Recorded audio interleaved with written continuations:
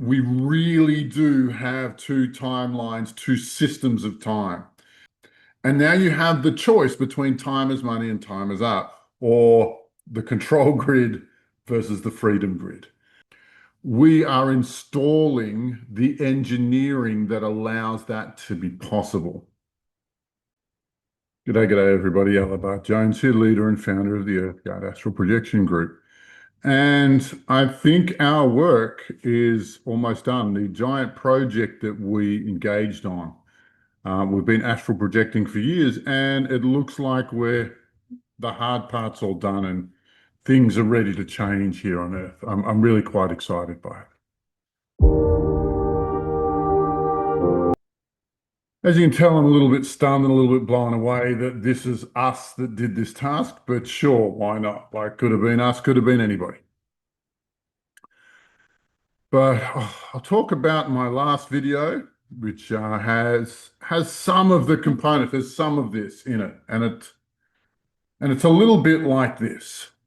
The entire solar system is in a bubble, a constructed bubble, and a whole bunch of things are different inside the bubble as they are in the rest of the galaxy.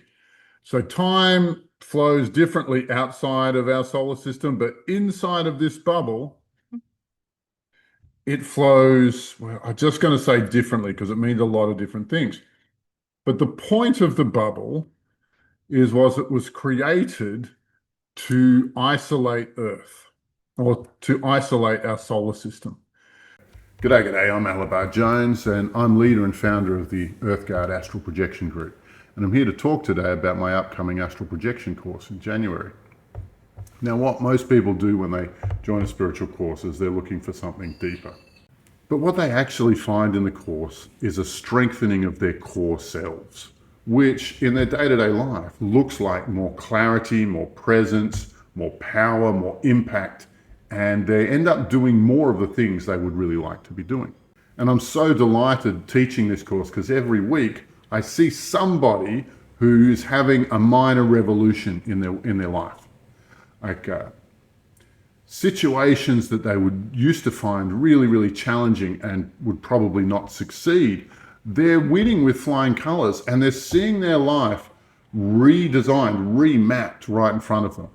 And we have people sharing these stories week on week. It's really delightful. And because EarthGuard is an astral projection group, we're building a community of like-minded people who not only love the earth, want to work for the earth, but also become deeply more empowered in themselves on a daily basis. And everybody who's doing these courses becomes friends, like we're all mates now. And what happens after we complete the course is hopefully you'll come and join the EarthGuard Astral Projection Group. And as a community, we'll be out there making the world a better place in the way that astral projection will allow us to do. The enrollment for this course is open now, so if you're feeling the pull to this, click the link below and start the process of joining us. We'd really love to have you on board.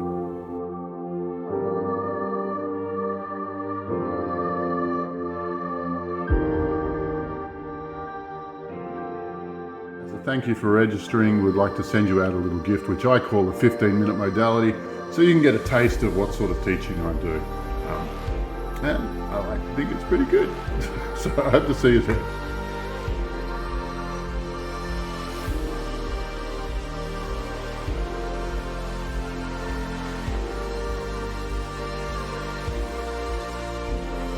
And as done by a being we know as the Great Nothing, others have called the anti-divinity, and another group calls the Black Sun, but it's the source of all evil.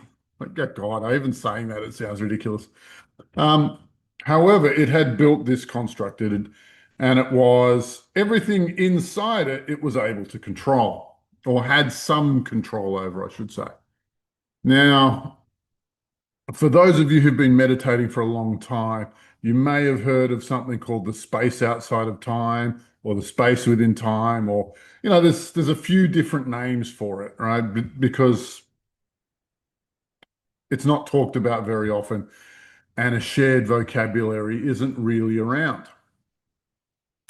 But what the conclusion we reached is that outside of our solar system, the entire rest of the galaxy runs on a kind of time that is identical to what we call the space outside of time. And we have an overlay here created to distort and trap. And it's done a great job. Um, where to begin with this? And so last week, our team looked at this bubble and found that it had 5 layers. And we took down the innermost layer, and the whole thing started to creak and groan and bend, but they managed to maintain its functionality. And I was talking to Dan Winter, a physicist, a spiritual physicist, this morning. And during the conversation, it just reminded me of something that I had forgotten about. This all happened 13 years ago. So wind back the clock to 2012, and we have this Mayan calendar midnight event where they have 17 calendars where they're tracking 17 different celestial um, occurrences, and 11 of them all struck midnight on the same day on December 21, 2012. So it's cause of much celebration, not the end of the world, because there's still 6 calendars traveling forward. It was a silly idea, this. Anyway, just propaganda to make us not pay attention to it. But during that year, I meditated, where was I supposed to be for the great event? And it was in Mexico. So, I wasn't really sure what my plan was, but I started dating a girl almost against my will, almost. I wasn't really planning to date her. And then we went over, she was also in the inner circle of the Mayan calendar. She was part of the Mayan time scientist group. And she was one of their leading inner circle academics on time. But because of her, I was able to get to Palenque, which they have a 10 square kilometer temple complex there. It's on the Earth's throat chakra. And that's where the Pope of the Mayan calendar crew chose to have her ceremony on the big day. And because of the friendship links, I was able to join that. Now, that relationship detonated about within 36 hours of the ceremony. It was over, right, really quickly, which means that it served its purpose and it got me into that ceremony. Why? Because when that happened, imagine all of these wheels all clicking to midnight at the same time. And each one of them opens a portal, and there's a whole chain of portals. And so while we're all dancing around, and I was peripheral, I was not necessary as part of that ceremony. I was just there to support. Like they already had it all figured out. They already knew what everybody's role was and what tasks they were going to perform. But I was there and I saw that gateway open, and in it was an energy about how the world should be, right? If you phrase it in one term, one sentence. And so I thought, I'll have a copy of that. And I just copied it and stuck it in my backpack. And after that, I spent 2 weeks analyzing it and unpacking it because it was a very large and rich energy, and started uploading parts of it into Earth's grids. And since then, I kind of forgotten about it. I didn't remember what it was until I had that conversation this morning, because this is the energy that is supposed to counter this. I was a bit concerned about what we were doing, because to take down a construct of that size would make a lot of mess and it would jolt everybody and everything. And I just don't know if we would do any damage or not in removing evil's version of time. But what I have now is this morning we went and we took that energy and we expanded it, we built on it, and well, we didn't build on it, we sort of inflated it, would be a better word. And there's this enormous glowing gold, scintillating with color geometries, flowing and expanding. Well, for about an hour and a half, we were all at it for a long time. And what it managed to do, what I originally thought was we would have the, we would have the universal time, everything out here, and then inside that is the great nothing's version of time, or evil's version of time. And then we would expand it to be just inside of that. But instead, it just superimposed itself over the entirety of the great nothing's time control grid. with two exceptions, them being Saturn and the Moon, like little bubbles in like little bubbles in the liquid, or little isolated zones, meaning that those two celestial bodies are not interested in high frequency at all. Because this was incredibly beautiful high frequency stuff. And when it started to envelop the earth, we saw all sorts of beings just running for their lives. Absolute emergency exodus from earth. So a lot of those dark beings won't be here anymore, which I find rather exciting, really. Um, and and if it was that effective, it may have made the last 5 years of demon hunting completely obsolete, completely unnecessary.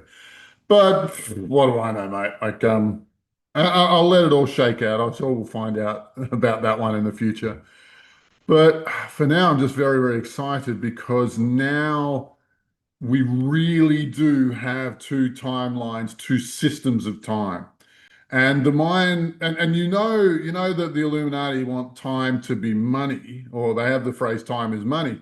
Whereas what you may not be aware of is the Mayan time science group say time is art. And now you have the choice between time is money and time is art, or the control grid versus the freedom grid. And those two well, systems are operating simultaneously. Um, The dark grid has not been destroyed yet, but this harks back a long, long way to, like one of the first workshops that I went to, and I hated it because they didn't teach us anything about meditation. All they did was tell us about this time in the future that slowly increases until a complete split in the earth or a duplication of the earth occurs. And during that, there'll be moments where people can be standing face to face, but because their frequencies are so out of alignment, they can't see each other. Like people walking through one another in the street.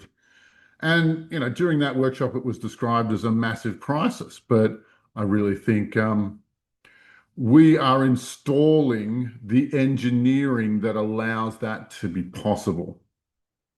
I And that that's begun. The split has totally begun. And I don't know if I have my deep suspicions that it may be completed by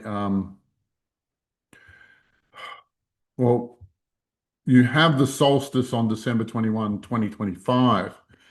But when I look into the future, like the massive kerfluffle, the massive fighting is in April and May, which would mean which would mean that the split takes quite some time to implement. That timeline is unclear, but I also see that in the not so distant future, there is a switch that we need to flick to turn on the new grid to deeper integrate it. Now, Mother Earth and the Sun and all of the other planets are ecstatic that it's here. I expect with this frequency change that a number of interplanetary, intergalactic beings are going to show up because there is a possible frequency that will support them, and not the same dorks who've been here the whole time. Because let's get it straight. If they're existing on such a low frequency platform, it's because they are from a low frequency. And the Pleiadians that are here are damn well lying to us. I cannot make that statement clear, emphatically enough. I can't say it loud enough. I can't say it long enough.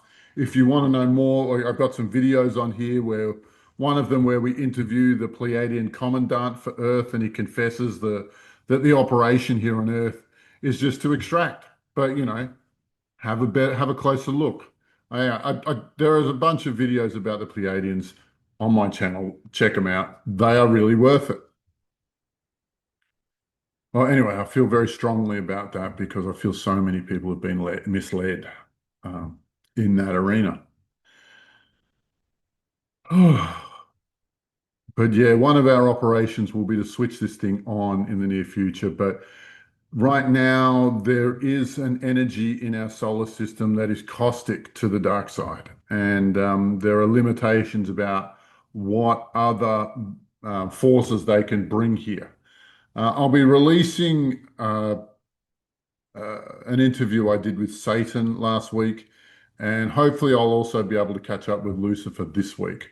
And so we'll get it from the horse's mouth exactly what's going on. Because, if I'm right, they'll be spitting and screaming and swearing at me about the work we've just done.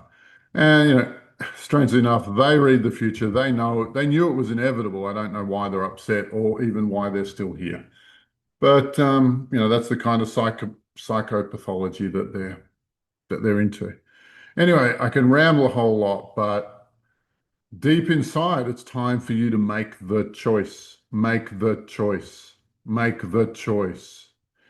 Disengage from dark side things. Don't get angry about what the government's doing. Now is the time to just abandon them. Don't get angry about what the left or the right is doing. Doesn't matter. Now it's just time to make peace within yourself, because while you're angry at them, you are attached to them. And if their ship is sinking, they just might drag you down with them. So it's time for some deep, deep forgiveness, some deep, deep letting go, some deep, deep release on, well, whatever pushes your buttons the most, whatever makes you the angriest, whatever the ugliest part of yourself. Now, there's never been a better time, and you may not get another chance. It might just be it. So that's where we're at. Unfortunately, this is as loud and proud as I can be of this moment. It's, this platform. I'm not that big on this platform, but you know,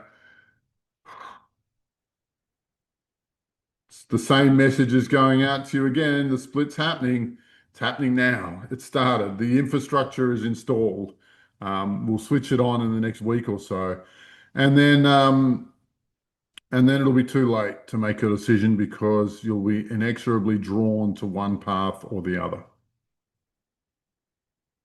We look into the future and we think maybe as much as 25% of the humans on Earth actually make it into the next into the positive iteration of this. So disengage, folks, let it all go, and forgive like your life depends on it, because just might. Yeah. Exciting times. Do you really want to live in them? Do you really? Anyway, my love to you all. May the force be with you, and bye for now.